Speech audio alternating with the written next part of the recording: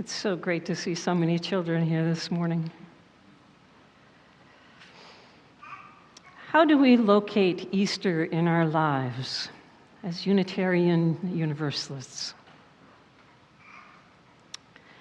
The story of Easter is an ancient story about the triumph of good over evil. As Unitarian Universalists, we acknowledge the teachings of Jesus to love one another and admire his courage as he challenged and ignored contemporary interpretations of Jewish law that marginalized the most vulnerable people of his day. His ministry of love and compassion to ease the suffering of the hungry, the poor, the widowed, the orphaned, the elderly, the sick, and the differently abled was as countercultural as his respect for the inherent worth and dignity of women, immigrants, and people of other faith traditions. Jesus was perceived as a heretic among the Jewish leaders and a threat to the newly established order of the Roman Empire. And we love the teachings of our heretical ancestors. Like many who disrupt the status quo or speak truth to power, Jesus' voice was silenced, yet his teachings live on in the hearts of many, many people for nearly 2 millennia. A colleague from seminary once says, "It takes more than a crucifixion to kill a good idea."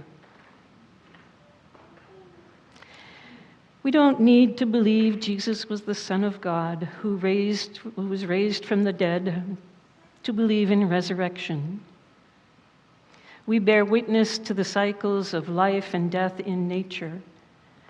When dormant seeds, barren meadows, and naked boughs of winter come back to life in spring, bear fruit in summer, and provide sustenance in the harvests of autumn.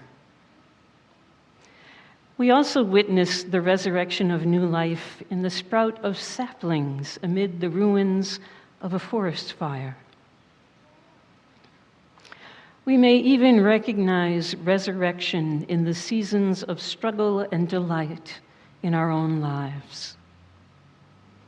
Some of the most profound human transformations emerge from our experiences of death in our lives. Death such as the loss of a loved one, or the loss of employment, the loss of a marriage, the loss of physical or cognitive ability, or the loss of our emotional well-being. These places of grief are barren places in our lives, when we often feel lost in the desert, until we obtain some form of insight that enables us to find new ways of being in the world. These moments of insight and transformation are the triumphs, the alleluias of life over death. So I'm sure you're all wondering, how does this Jesus story relate to Moana? Come with me, if you will, with my feverish COVID brain.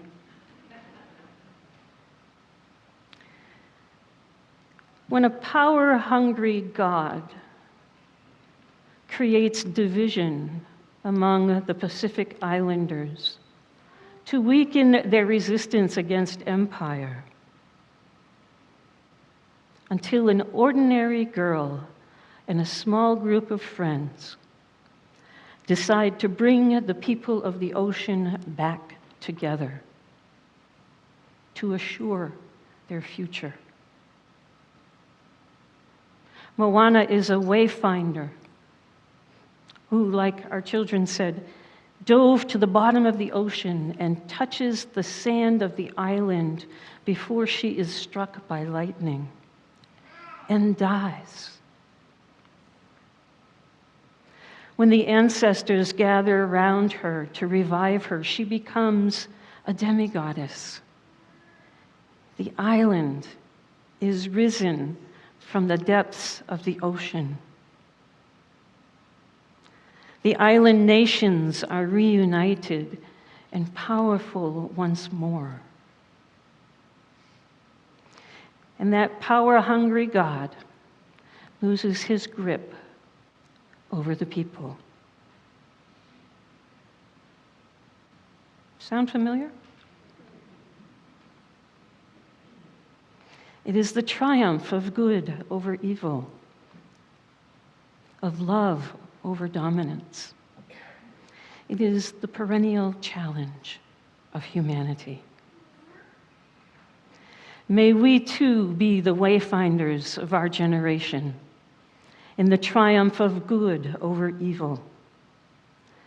May we find the courage to rise up and never stop choosing who we are as we strive to bring about a more just world. May it be so.